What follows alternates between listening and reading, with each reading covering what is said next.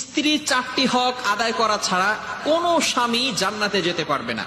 স্বামীরা যারা আছেন আমার কথাগুলো মনোযোগ সহকারে শুনবেন, এগুলো এই মেসেজগুলো বাড়িতে নিয়ে যাবেন। অনেক স্বামীরা আছে স্ত্রীদের সাথে ভালো ব্যবহার করে না, স্ত্রীকে সব সময় অলওয়েজ ক্রিটিসাইজ করতে থাকে, তুচ্ছ তাচ্ছিল্য করতে থাকে। তারা যে একটা মানুষ, তারাও যে বাসায় কষ্ট করে, এটা অনেক স্বামীরা তাদের মাথায় আনতেই চায় না। খুবই গুরুত্বপূর্ণ বিষয়, স্বামীরা ভালো করে মনে রাখবেন। স্বামীরা 4টি কাজ ছাড়া, স্ত্রীর 4টি হক যদি তারা আদায় না করে, তাহলে তারা জান্নাতে যেতে পারবে না। Will not go to paradise. তারা জান্নাতে যেতে পারবে না যদি 4টি কাজ না করে। 1 নাম্বার কাজ হচ্ছে স্ত্রীকে মহরানা পরিপূর্ণভাবে আদায় করতে হবে। স্ত্রীকে মহরানা যদি কোনো স্বামী না দেয়, তাহলে কিন্তু তাকে জাহান্নামে যেতে হবে, সে জান্নাতে যেতে পারবে না। অনেক স্বামী আছে হিউজ পরিমাণ মহরণা ধরে, 1 লক্ষ, 2 লক্ষ, 10 লক্ষ, 20 লক্ষ টাকা মহরণা নির্ধারণ করে, কিন্তু শেষ পর্যন্ত সেটা সে দিতে পারে না। এই ব্যাপারে, মহরণার ব্যাপারে আল্লাহ পাক রব্বুল আলামিন পবিত্র কুরআনুল কারীমের ভিতরে নিজেই বলে দিয়েছেন। 4 নম্বর পারা 16 নম্বর পৃষ্ঠার 12 নম্বর লাইন, সূরাতুন নিসায়ের 4 নম্বর আয়াতে প্রথম অংশে আল্লাহ পাক রব্বুল আলামিন বলেন, ওয়া আতুন নিসাআ সাদুকাতিহিন্না নিহলা। আল্লাহ পাক রব্বুল আলামিন বলছেন যে তোমরা সুন্দরভাবে তোমাদের স্ত্রীদের মহরণা আদায় করো, সন্তুষ্টভাবে তাদের মহরণা আদায় করে দাও।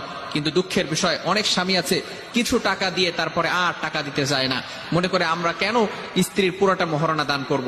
সুতরাং সব সময় খেয়াল রাখতে হবে, স্বামী অবশ্যই অবশ্যই স্ত্রীর এই হক আদায় করতে হবে। 1 নাম্বার হচ্ছে মহরণা পরিপূর্ণভাবে দিতে হবে। 2 নাম্বার হচ্ছে স্ত্রীর উপর নির্যাতন করা যাবে না, জুলুম করা যাবে না। যদি কোনো স্বামী তার স্ত্রীর উপর নির্যাতন করে, তাহলে কিন্তু অবশ্যই অবশ্যই ওই স্বামীকে জাহান্নামে যেতে হবে।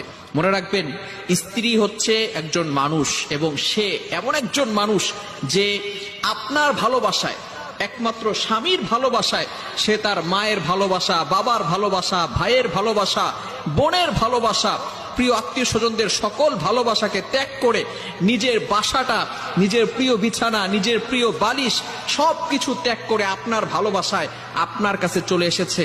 আপনি কেন তার উপর নির্যাতন করবে? কিছু স্বামী এমন আছে যারা কাপুরুষদের মতো স্ত্রীর উপর আঘাত করতে থাকে। আমার রাসূল সাল্লাল্লাহু আলাইহি সাল্লাম কখনো স্ত্রীর উপর আঘাত করেন নাই। তার 11 জন স্ত্রী ছিলেন, কখনো তিনি আল্লাহ রাসূল সাল্লাল্লাহু আলাইহি সাল্লাম কোনো স্ত্রীর উপর আঘাত করেন নাই।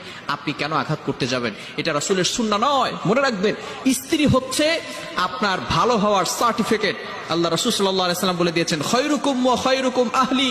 যদি তোমার পরিবার তোমাকে ভালো বলে, তাহলে সত্যিই তুমি ভালো। ভালো করে মনে রাখবেন, স্ত্রী যদি কাউকে ভালো বলে, তাহলে সে সত্যিই একজন ভালো স্বামী, সে সত্যিই একজন ভালো মানুষ। সুতরাং আপনি আপনার স্ত্রীদের সাথে খারাপ ব্যবহার করবেন না। স্ত্রীদের সাথে কেমন ব্যবহার করবেন, এ ব্যাপারেও আল্লাহ তাআলা পবিত্র কোরআনুল কারীমে আয়াত দিয়েছেন।